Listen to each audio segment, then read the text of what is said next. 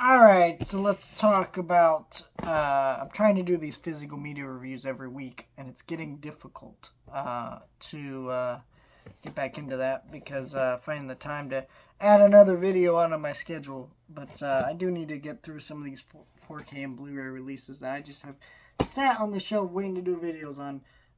Devil's Rejects on 4K. This is the Amazon exclusive. I wanted to do this one in October because it's the time I was going to watch it. And for this video, I also rewatched House of a Thousand Corpses so that way I can kind of do some stuff here. I love this edition of House of a Thousand Corpses, by the way. This is an amazing edition. It's in this box packaging with this cool art. Came with the poster that I don't have in here anymore, but there's a book in here.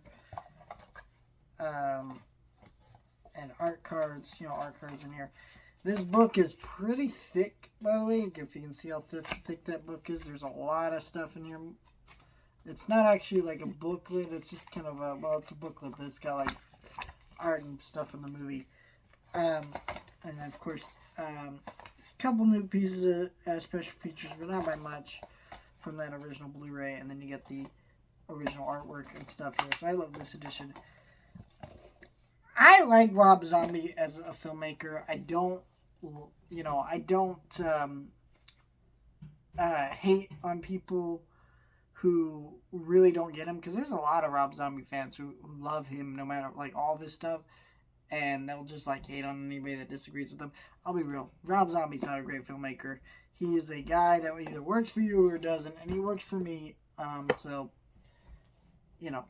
But today we're talking about the 4K edition of The Devil's Rejects. This movie is, it's between House of a Thousand Corpses and Devil's Rejects of who you ask, what is Rob Zombie's best film? And a lot of people will tell you this one, or they'll tell you Devil's Rejects, or some people might even say his Halloween remake, which I will say, after rewatching both these movies, I think House of a Thousand Corpses. Because House of a Thousand Corpses is just oozing so much style and unique energy to it, where this movie does have that too, but it is a lot more of the negative side of Rob Zombie. You have a lot of his terrible dialogue. His wife is main actress in it, and she's in the other one, but not like the second one. But you do have these cool art cards, just like the other edition I just showed you. This one's cool because it has parts of the script on the back, a little crossed out thing, so very neat recreations here. It's got a bonus disc and a 4K and Blu-ray disc. Here's the outside artwork without the slip. Very gorgeous artwork. So here's let's talk about this movie a little bit. It's a fun movie with some pretty detestable characters, and that could almost make it sickening and hard to watch. But that's kind of it's own vibe to it. It's it's trying to make you sick and uncomfortable, and it does a good job at that. And I think it's very disturbed. Rob Zombie is actually a guy who honestly is very mentally disturbed and probably should be in therapy discussing these things. Because there's actually like a podcast where you listen to Rob Zombie and he talks about watching someone get beaten up in his neighborhood like brutally, and just not being like horrified by it, but being kind of fascinated about it. And so you can kind of see his love of horror and kind of diving into these things. It's really interesting. But it also goes, whoa, maybe you're a little screwed up in the head, because this is a really screwed up movie.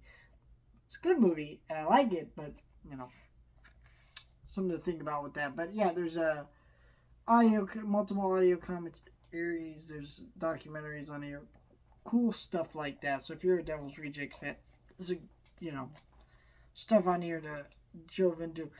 So I don't know, I like the movie, but yeah, I just showed you Steelbook, everything with it. One thing I do want to mention is this is not really an edition for just an average viewer of this fan. If you were an average viewer of this, honestly, if you have the Blu-ray, just stick with it. Because this 4K is a noticeable upgrade. Like, I definitely found it pleasing as a transfer, and it looked good. But, like, Devil's Reject and all of Rob Zombie movies don't really need 4Ks. because he makes them for less than a few $1,000,000. There was actually a story that went around that was proven false about the Munsters remake that he did, where I think they said that they gave him like $50 million, and he said nobody had given me like $1,000,000 period to make a movie or something like that. Something like that. I don't think that's, maybe it's not 1,000,000, but it was like some number like that. He just had never been given that kind of money. All of his movies are very low budget, very grimy, very kind of gross vibes to them, and that's fine. That's Rob Zombie works in that kind of element. He doesn't really need major money to make a movie because he knows how to do it on the cheap and have some fun, and that's really Rob Zombie's MO. And so you look at this movie and can't hate on it too much because that. So I really enjoy this movie. I am not a fanatic of the Rob Zombie verse of movies, but this trilogy, I enjoy at least these first two. And I did say trilogy. There is technically 3 from Mel. I don't really ever plan to rewatch that. I did, reviews on all Rob Zombie movies, and that's not one I'm ever really choosing to go back to. These are good, his best movies that I recommend to people who be curious to check out his films. Let me know your thoughts, like, share, and subscribe.